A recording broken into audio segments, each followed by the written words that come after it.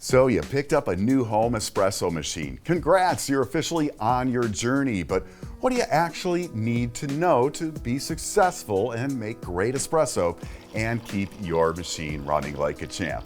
Hey, espresso lovers, Marc here from Whole Latte Love. Today it's Espresso 101. I'll walk you through 10 essentials to help you get the most out of your new machine, step by step, from water quality, a great first coffee to use, getting the grind size right, how much coffee to use, tamping, pulling shots, flushing, and I'll finish up with some pro tips, including brew temperature. Now, before we get into it, why not take a second and subscribe to the channel with your notifications enabled? We've got weekly live streams and tons of other content, including brewing techniques, DIY projects, product reviews, and more. And of course, we hope to see you in the comments with your comments and questions. With that, let's get brewing.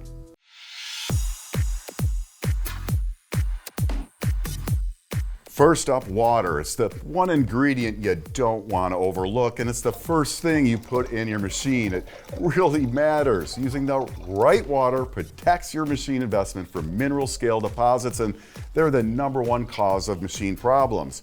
And you're going to want to remove chemicals like chlorination to better taste the nuances of your coffee, especially as you learn the ropes and try higher end varieties.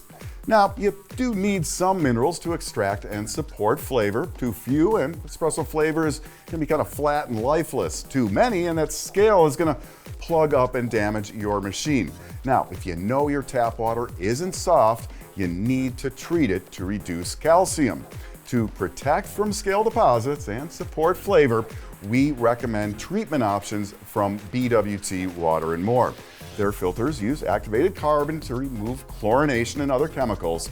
Plus, they employ patented ion exchange to replace lime scale forming calcium with magnesium.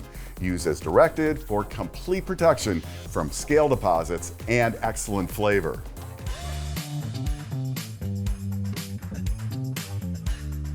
You can make espresso from any coffee, light roast, dark roast, single origin, blends, you name it.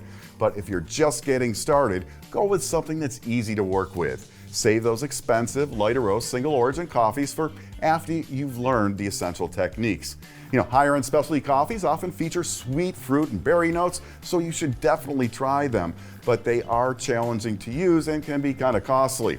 On the other hand, traditional bean blends are much more forgiving and easier to work with. They're affordable and deliver the classic flavor most people expect from espresso. Our own Crema Wave right here is an excellent, affordable choice in that category.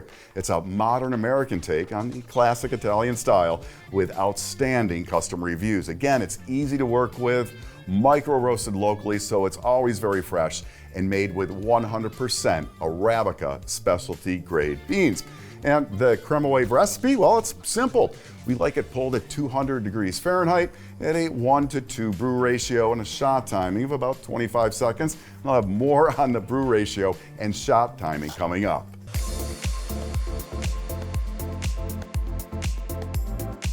A scale? Yep, it's required equipment. Like baking, to do it right, you have to have accurate measurements. For espresso, you need to weigh your coffee dose and weigh the espresso as it extracts into a cup.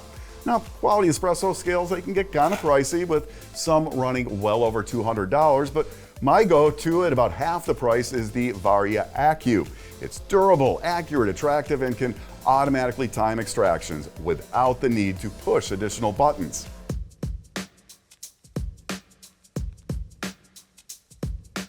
So how much ground coffee should you use? Well, first off, I'd advise you to start with double shots. It's easier to pull doubles than singles. Now, depending on manufacturer, stock double shot baskets vary in capacity from 14 to 18 grams of ground coffee. If you're not sure about the capacity of yours, fill your double shot basket to the rim, level it off without packing it in, and weigh it. And that's going to be a good place to start for your dose weight.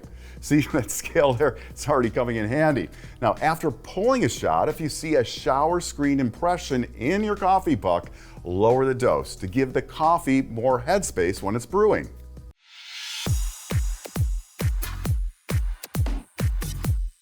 Dialing into the right grind size is the most important and probably the most misunderstood part of making espresso. Now, I'm not going to go real deep here. We've got a full video for that. Now, link that up here and down in the description. But at its core, dialing in is super simple. All you're doing is just changing the grind size to change how long it takes the espresso to extract. So weigh your ground coffee, and for a basic dial-in, go for double that weight in your cup. So if you use 15 grams of ground coffee, you'd stop the extraction when you're close to 30 grams on the scale to produce a 1-to-2 brew ratio. So basics for dialing in. Use a quality espresso burr grinder. Start with a grind that, when pinched between your fingers, just shows your fingerprint. When you pull a shot, your target is an extraction time again of 20 to 30 seconds. If your shot runs too fast, you grind a little finer. Too slow, grind a little coarser. As you change grind size, keep the weight of coffee used and other variables consistent.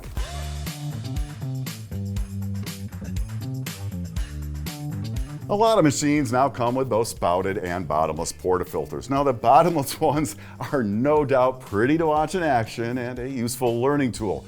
But if your puck prep isn't perfect, they can be kind of discouraging. You're likely to get some spurting and a mess. So maybe start with a spouted portafilter until you have the basics down. When your portafilter is not in use, its home is your machine's group head. Wipe it dry with a towel before loading with ground coffee. Depending on your grinder, you may be grinding directly into the portafilter or loading with a dosing cup. Be sure to weigh your dose and add or subtract coffee as needed. The goal of tamping is to evenly compress the coffee in the filter basket. Before tamping, level off the coffee. You can use a finger, a few taps, or maybe a distribution tool.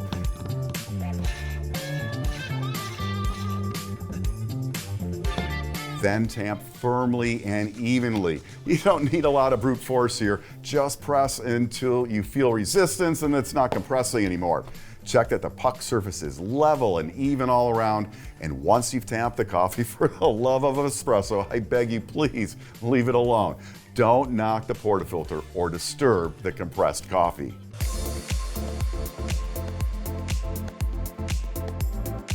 Before pulling a shot, flush water from the group head without the portafilter in place. Why? Well, it's going to clear old grinds from the screen and it helps stabilize and in some cases adjust or surf brew temperatures. Techniques for that, they're going to vary by machine type, but in basic terms, longer flush times equal lower brew temps. If you notice water is steamy or gurgly or hissing when it's flushing, that's an indication of flash boiling and water that's well above the 205 Fahrenheit upper limit for coffee brewing. If you see flash boiling, flush until water from the group is smooth and steady for a few seconds, and then you should be good to go.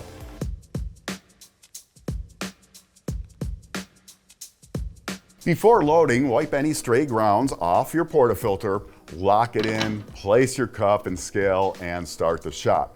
Use a timer if your machine doesn't have one. Now, you can time from pump on or first drip, shooting for the lower end of the 20 to 30 seconds if using first drip, and the middle to upper end if timing from pump on. Just be consistent and stop the shot a few grams short of your target to allow for drip off, and note the timing. If your shot was too fast or too slow, adjust your grind size. Now, when you change grind size, make small adjustments and be sure to purge a little ground coffee after each adjustment so all the coffee you use for the next shot is at the same size. If going finer, you're going to want to run the grinder while adjusting to avoid jamming the burrs with beans. Now, don't stress if it takes 3 or more tries to get it dialed in. It will become easier with experience. And taste every shot. Even the off ones will help train your palate, and you may find you like a particular coffee with a longer or shorter extraction.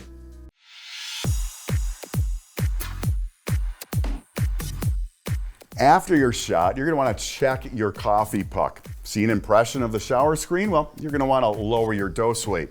Holes or cracks? Those are channeling. Channeling means brew water found an easier path through an area of the coffee puck, causing some of the coffee to be under-extracted and some to be over-extracted. Now, channeling is usually caused by issues with your grind, prep, or tamping, so work on distributing and tamping evenly. Now, some espresso grinders produce a grind that's clumpier than others, which can cause channeling as well. If yours is clumpy, a WDT tool, which stands for Weiss Distribution Technique, can help. You use the fine needles to stir the coffee, breaking up any clumps and fluffing the grinds before tamping.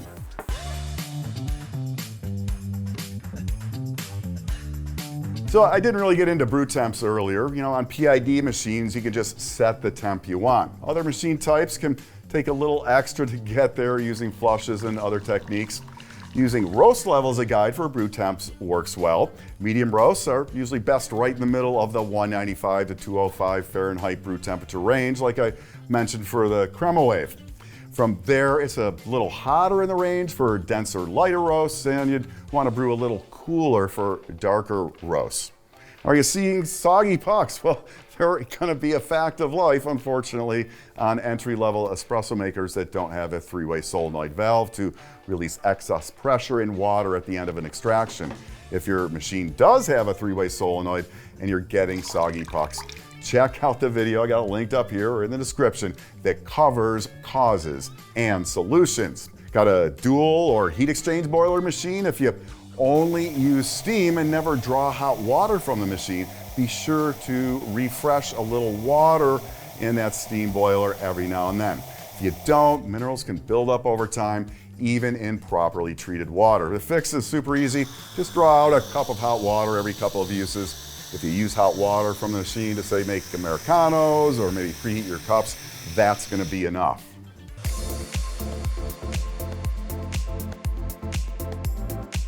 Well, I really hope this helped you get started. Next up, those milk drinks, lattes, cappuccinos, flat whites, and more. Check out the frothing video. Got that one linked right up here too, or it's down in the description.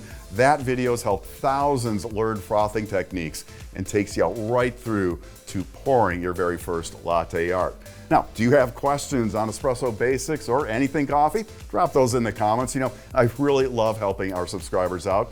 I'm Marc from Whole Latte Love, and if you love coffee and espresso as much as I do, be sure to hit that subscribe button and ring the bell. The world of coffee content is always just a click away. Thanks for watching, and I'll see you back here soon for more of the best on everything coffee, brought to you by Whole Latte Love.